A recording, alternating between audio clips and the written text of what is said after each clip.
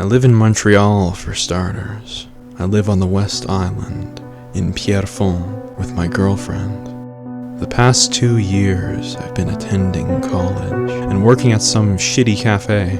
Dealing with the shitty customers finally got to me, so I quit my job at the cafe and started looking for a different job, preferably one where I wouldn't have to deal with assholes constantly. It got to the point where nobody was hiring, and I desperately needed money for rent, school, and doing shit socially. I was talking to my best friend about me having a hard time financially, and he told me that if I helped him do this thing, he'd split the profit with me. Well, I'm not sure what, but my friend's father had something to do with property, mostly commercial stores, factories and shit. No homes or anything. What my friend would do is look through his dad's work shit and find out the addresses of these closed down places, what their purpose was, how long ago they closed down, etc. He had some sort of personal evaluation process where he'd consider whether or not a place was worth looting, and if it was a good time to do so. I went with him to a couple of places to salvage what we could and sell it to anyone willing to buy it. There were some pretty valuable finds. It's shocking what people will leave behind.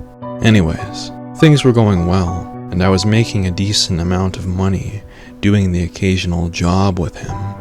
One day, he finds out about this place between Montreal and Toronto. He drives us over there, and the place looks really fucking scummy.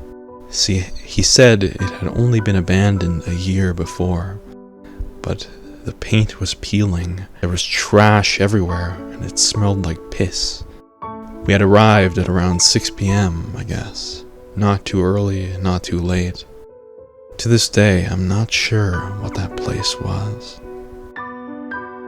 It might have been some sort of refinery, or a waste management center, or something, because the main reason we were there was to strip the piping. Lots of copper in places like that. And if you get enough, it can lead to a decent sum of cash. Well, we take shifts waiting outside near my friend's 4x4 pickup and going inside to strip shit that looks valuable. We'd been there around 2 hours and we were almost done looking through the place. It was my turn to wait on lookout, while my friend cleared out the last of the shithole. It's been about 2 hours at this point, and it was getting dark. My friend sends me a text saying something along the lines of, "This shit's weird. Park the truck behind the bushes and get over here. Bring something just in case." I assumed he meant bring something in a weapon capacity, so I brought along two of the cleaner, smaller pipes and headed to the back of the building. My friend gestures for me to come over, and he looks visibly freaked the fuck out, which is rare because he's normally very level-headed. The last room had around 3 tents set up in it. It smelled like ass, and there were stains fucking everywhere. From the looks of it, it might have been piss, shit, vomit. Some even looked like aged blood stains.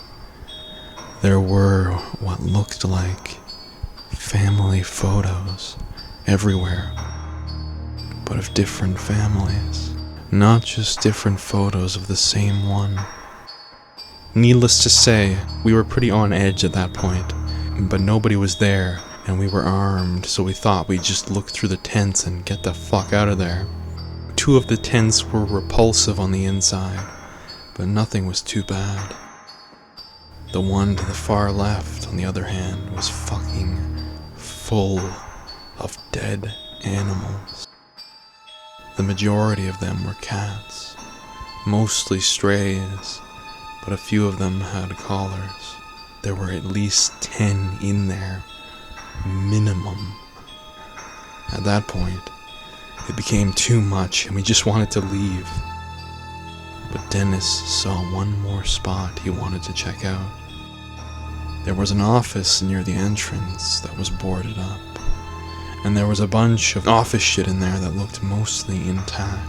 Supplies, a small filing cabinet, a computer monitor wishful thinking, because it didn't fucking work anyway.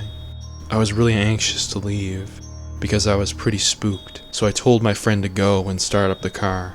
I'd search the office and bring the stuff around back. Seeing as I couldn't use the door, I figured I'd just break the window. The place was already busted anyway.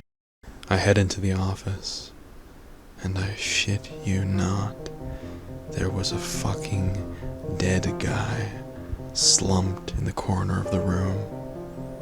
I couldn't see him because he was right behind the door that was blocked up.